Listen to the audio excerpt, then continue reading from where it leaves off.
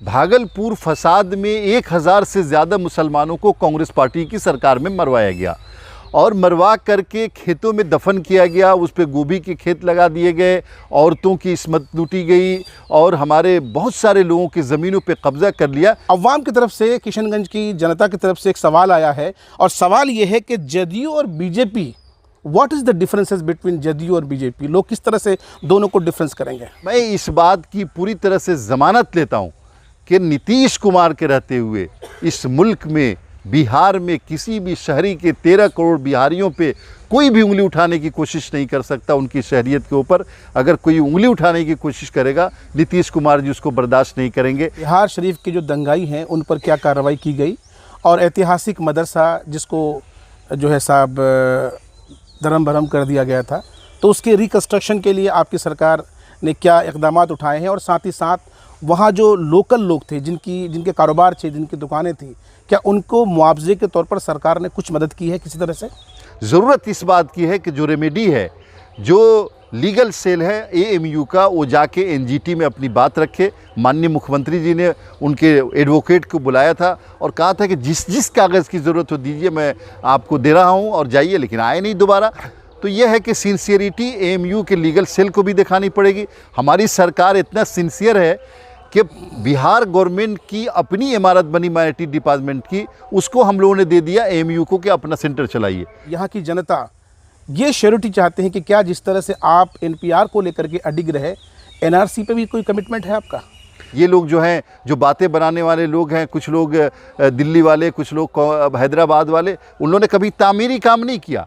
वो अच्छी अच्छी तकरीरें तो कर सकते, भाषण दे सकते, लेकिन मास्टर मुजाहिद आलम की तरह सड़कों पे दौड़ करके लाशों को उठाना, गरीबों के सर पे हाथ रखना, यतीमों को पूछना और आपके वक्त पे काम आना, कोरोना के दौरान जो उन्होंने सिलेंडर पहुंचाया, जो तजहीज़ व तकफीन का काम किया, वो नहीं कर सकते, बातें बना सकते हैं सिर्फ। दोस्तों, लोकसभा चुनाव 2024 को लेकर गहमा गहमी का माहौल है। पिछले दिनों यानी कल हमने एक इंटरव्यू अपलोड किया था गांव मोहल्ला के पेज पर। वो इंटरव्यू खालिद अनवर साहब का था। हमने आपसे पूछा था कि आपके जहन में किसी तरह कोई सवालात हो तो वो सवाल आप मुझे भेज सकते हैं, कमेंट बॉक्स में भेज सकते हैं, व्हाट्सअप कर सकते हैं। तो आप दोस्तों का कुछ सवालात आपके आए हैं और मैंने सर से फिर से रिक्वेस्ट किया कि अपना वक्त दीजिए, आपको आपके सवालात उनके हैंड ओवर करेंगे, उनके हवाले करेंगे और सर से जवाब चाहेंगे कि अवाम का जो ये मैसेज है, अवाम का जो ये सवाल है, इन सवालों का वो किस तरीके से जवाब देते हैं। खालिद अनवर साहब, एक बार फिर से आपका बहुत बहुत स्वागत, बहुत बहुत खैर मकदम। अवाम की तरफ से, किशनगंज की जनता की तरफ से एक सवाल आया है और सवाल ये है कि जदयू और BJP, what is the differences between JDU और बीजेपी? लोग किस तरह से दोनों को डिफरेंस करेंगे? देखिए, ये बहुत अच्छा सवाल आपका है और मैं आपका शुक्रगुजार हूँ।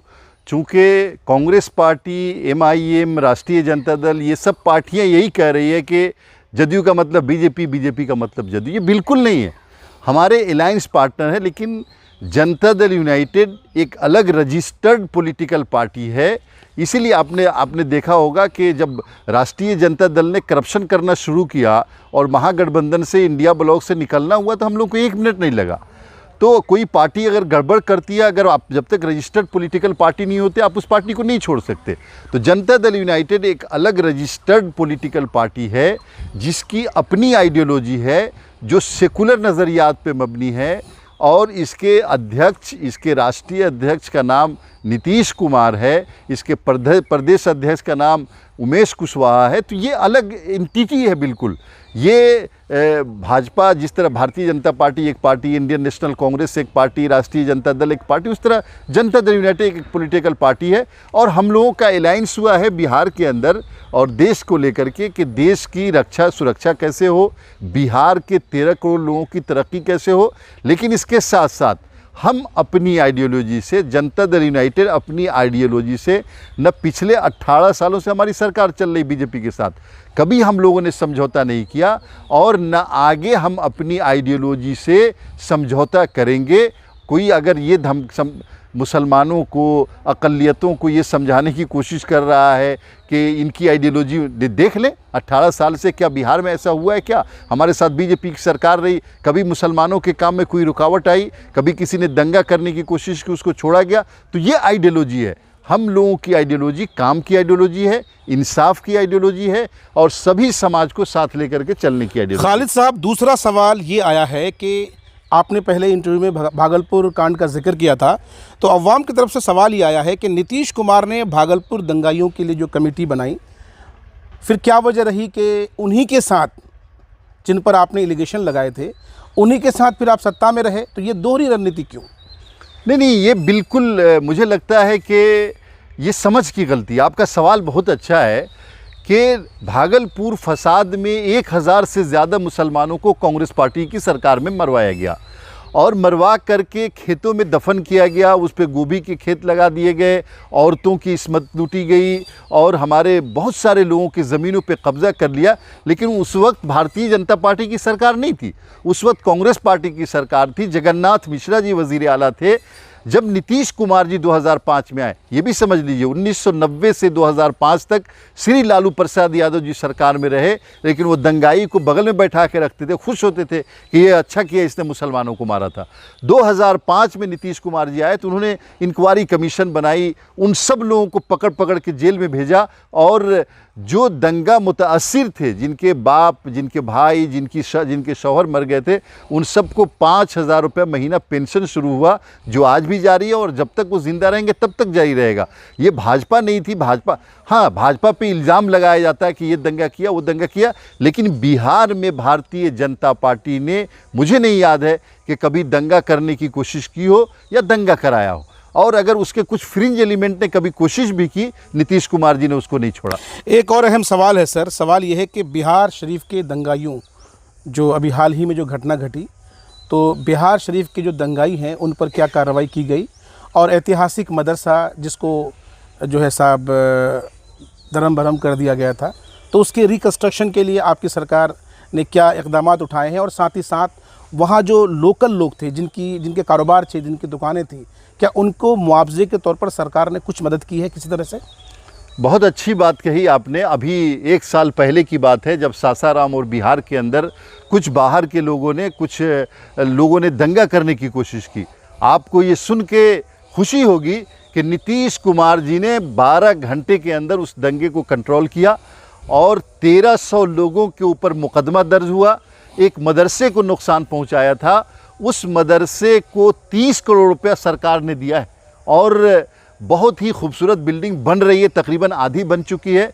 और जिन लोगों की दुकानें लूटी गई या जलाई गई, उनका एसेस करवा करके तकरीबन 250 लोगों को, जिसमें हिंदू भी थे, मुसलमान भी थे, उनको सरकार ने मुआवजा दिया है। और जो लोग जिन पे FIR, उसमें बहुत सारे लोग जेलों में बंद हैं। सासाराम में भी उसी तरह से हुआ था। सासाराम में तो भारतीय जनता पार्टी के एक एक्स MLA को जेल भेजा गया। तो ये सब देखिए, मैं ये नहीं कह रहा हूँ कि भारतीय जनता पार्टी गलत है। भारतीय जनता पार्टी हमारे अलायंस में है और बहुत मुसलमानों के काम में बहुत मदद करती है भारतीय जनता पार्टी। जो भी फैसले हुए नीतीश कुमार जी के कैबिनेट में, भारतीय जनता पार्टी के लोग भी थे, उनका भी ताउन रहा। यही किशनगंज में जहाँ खड़े होकर के आप इंटरव्यू ले रहे हैं, जब AMU को 352 एकड़ ज़मीन देने की बात हुई तो भारतीय जनता पार्टी कैबिनेट में थी और सभी लोगों ने हिमायत की कि हाँ दीजिए, बहुत अच्छा कर रहे हैं। तो फैसलों में वो लोग रहे हैं। कब बाद फ्रिंज एलिमेंट होते जो ये करते हैं। तो हम लोगों का ये कमिटमेंट है कि हम दंगा करने वाला कोई भी हो, किसी भी पॉलिटिकल पार्टी का हो, उसको नहीं छोड़ेंगे और दंगा से जो मुतासिर होगा उसको मुआवजा देंगे और जो बिल्डिंगों का नुकसान होगा वो बिल्डिंग बना करके देंगे। खालिद साहब, एक और अहम सवाल, एक ज्वलित सवाल। पिछले दिनों जब आपकी सरकार इस बात पर अडिग रही कि 2010 के तर्ज पर हम बिहार में NPR कराएंगे, और सरकार यानी भाजपा की सरकार जो कह रही थी कि नहीं, उनका अपना एक एजेंडा था, लेकिन रेजोल्यूशन आपने पास किया 2010 के तर्ज पर, जिस तरीके से लोगों ने इसको अप्रिशिएट भी किया। लेकिन अब लोग, यहाँ की जनता ये श्योरिटी चाहते हैं कि क्या जिस तरह से आप NPR को लेकर के अडिग रहे, NRC पे भी कोई कमिटमेंट है आपका? देखिए, ये बदकिस्मती है बिहार की नहीं बल्कि मुल्क के पॉलिटिकल पार्टियों की और ख़ास तौर से अपोजिशन पार्टियों की, कि वो लोग चीज़ों को ऐसा ड्रा करके बना के पेश करते हैं कि NRC हो जाएगा और बिहार से, हिंदुस्तान से मुसलमानों को खदेड़ दिया जाएगा। किसकी मजाल है, किसके बाप की मजाल है कि मुसलमानों को खदेड़ दे? ये ज़मीन किसकी, आसमान किसका, लाल किला हमारा, पूरा तो हमारा है, कौन खदेड़ सकता है? लेकिन मैं आपको बता रहा हूँ कि नीतीश कुमार जी ने 2020 के अंदर सर्वसम्मति से सभी पार्टियां, यहाँ तक कि भारतीय जनता पार्टी भी उसमें शामिल थी, राष्ट्रीय जनता दल भी उसमें शामिल था, सर्वसम्मति से ये प्रस्ताव पारित कराया कि बिहार में एनआरसी नहीं होगा और एनपीआर पे आपने बताया ही कि एनपीआर 2010 के तर्ज पे होगा। तो मैं इस बात की पूरी तरह से ज़मानत लेता हूँ कि नीतीश कुमार के रहते हुए इस मुल्क में, बिहार में किसी भी शहरी के 13 करोड़ बिहारियों पे कोई भी उंगली उठाने की कोशिश नहीं कर सकता। उनकी शहरियत के ऊपर अगर कोई उंगली उठाने की कोशिश करेगा, नीतीश कुमार जी उसको बर्दाश्त नहीं करेंगे। जहाँ तक बात है फ्रिंज एलिमेंट का, कुछ नेता होते हैं किसी पार्टी के आके उल्टा सीधा बोलते हैं, आप लोग मुकदमा कीजिए ऐसे लोगों के ऊपर। सरकार खुद भी मुकदमा करती है, सरकार को अगर पता नहीं चल पाता आप लोग मुकदमा कीजिए, उनको जेल भेजा जाएगा अगर कोई उल्टे सीधे बकवास करेगा पॉलिटिकल जलसों में या इस तरह की बातें करेगा। तो खालिद अनवर साहब, आपने एएमयू किशनगंज का जिक्र किया तो मुझे लगता है कि ये सवाल लाजमी है पूछना। एएमयू किशनगंज को लेकर के यहाँ के जो लोकल लोग हैं, आम अवाम में एक चीज़ आम है और आम अवाम का ये मानना है कि भाजपा का एक बड़ा नेता है जिनकी वजह से एएमयू किशनगंज आज तक वजूद में नहीं आया। उन्होंने ही जो है साहब एक फ़र्ज़ी तरीके से केस करवा दिया है ना, एनएमजीसी में मामला चला गया, कोर्ट में मामला चला गया, पेचीदगियाँ बढ़ गई। और आपका कहना है कि साहब भाजपा हर एक मुस्लिम मसाइल को लेकर के पॉजिटिविटी दिखाती है। तो हम आपसे ये श्योर होना चाहते हैं कि क्या अगर आपका उम्मीदवार इलेक्शन जीतता है तो क्या एएमयू किशनगंज को लेकर के कुछ तब्दीलियाँ होंगी, कुछ आएगा, काम बढ़ेगा, आगे कुछ होगा, कोई कमिटमेंट? देखिए एक बात समझ लीजिए, एएमयू किशनगंज ये सेंट्रल गवर्नमेंट का मामला है जी, और हमारी स्टेट गवर्नमेंट का जहाँ तक मसला है, हमने ज़मीन दी और हमारी सरकार ने लिख के भेजा कि इस पे काम होने दीजिए एनजीटी को। आप जो ये बात कर रहे हैं कि भाजपा का एक नेता, देखिए भाजपा दुनिया की सबसे बड़ी पॉलिटिकल पार्टी है। मैं उस पार्टी को डिफेंड नहीं कर रहा हूँ, न मैं उसका प्रवक्ता हूँ, लेकिन सबसे बड़ी पॉलिटिकल पार्टी है और हिंदुस्तान में उसके वर्कर 10 करोड़ से ज़्यादा होंगे उसके वर्कर। तो उसमें से कोई वर्कर अगर कोई कदम उठाता है तो उसकी जवाबदेही अगर हम उसका जवाब किसी पार्टी से तलब करें मुनासिब नहीं है। ज़रूरत इस बात की है कि जो रेमेडी है, जो लीगल सेल है एएमयू का, वो जाके एनजीटी में अपनी बात रखे। माननीय मुख्यमंत्री जी ने उनके एडवोकेट को बुलाया था और कहा था कि जिस कागज़ की ज़रूरत हो दीजिए, मैं आपको दे रहा हूँ और जाइए, लेकिन आए नहीं दोबारा। तो यह है कि सिंसियरिटी एएमयू के लीगल सेल को भी दिखानी पड़ेगी। हमारी सरकार इतना सिंसियर है कि बिहार गवर्नमेंट की अपनी इमारत बनी माइनॉरिटी डिपार्टमेंट की, उसको हम लोगों ने दे दिया एएमयू को कि अपना सेंटर चलाइए।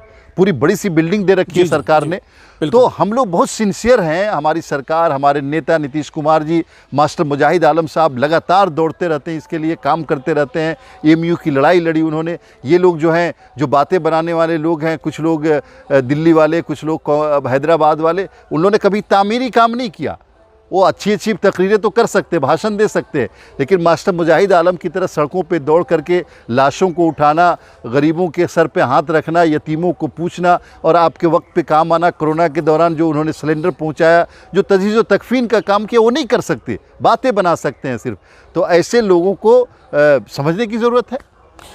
डॉक्टर खालिद साहब, आखिरी सवाल मेरा है। हम लोग जहाँ जिस जगह पर हैं और हम सब देख सकते हैं कि जहाँ तक आपकी नज़र जाएगी माशाल्लाह चाय बागान है और चाय की पैदावार, चाय की खेती बड़े पैमाने पे इस इलाके में होती है। लेकिन बड़े ही अफसोस की बात है कि जो पैदावार यहाँ होती है और चाय पत्ती बनने का जो प्रोसेस है वो किशनगंज में, बिहार में नहीं होकर के बंगाल में होता है। पत्तियाँ यहाँ से वहाँ शिफ्ट होती है, वहाँ के लेबरों को रोज़गार मिलता है। क्या ऐसा नहीं संभव है कि अगर अपने ही सीमांचल में, अपने ही किशनगंज में, बेलवा और एतराफ़ में अगर फैक्ट्रीज़ लगाई जाए, कल कारखाने लगे, तो ये जो प्रोसेसिंग का काम है यहीं पर होगा, यहाँ के लोगों को रोज़गार मिलेगा? नहीं, हमारी सरकार ने इंडस्ट्रीज़ को प्रमोट करने के लिए बहुत काम किया है और चाय बागान के लिए भी, चाय को प्रमोट करने के लिए भी काम हो रहा है और बहुत जल्द जो है ना यहाँ पे प्रोसेसिंग की फैक्ट्री लगेगी। सबसे जो ज़रूरी चीज़ थी कि लाइट हो, सड़कें हो, अमन हो, ताकि लोग अमन के साथ काम कर सकें, और अब इसकी ज़रूरत आ गई कि इंडस्ट्रीज़ लेंगे, तो इंडस्ट्रीज़ पे भी बहुत काम हो रहा है। बिहार ने पिछले साल मेरे ख्याल से 2-3 महीने पहले जो सबमिट कराया था इंडस्ट्रीज़ के लिए, 50,000 करोड़ रुपए का इन्वेस्टमेंट आया है और हम लोग कोशिश कर रहे हैं कि 50,000 करोड़ को 1 लाख करोड़ में, 2 लाख करोड़ में, और जिस तरह गुजरात 22 लाख 23 लाख करोड़ लेके आता है उस तरह से ले करके आएँ और पूरे बिहार को इंडस्ट्रियल एस्टेट बना दिया जाए। बहुत बहुत शुक्रिया आपका। चलिए, बहुत बहुत शुक्रिया खालिद साहब, और अपने जो हमारे व्यूअर्स हैं उनका भी बहुत बहुत शुक्रिया।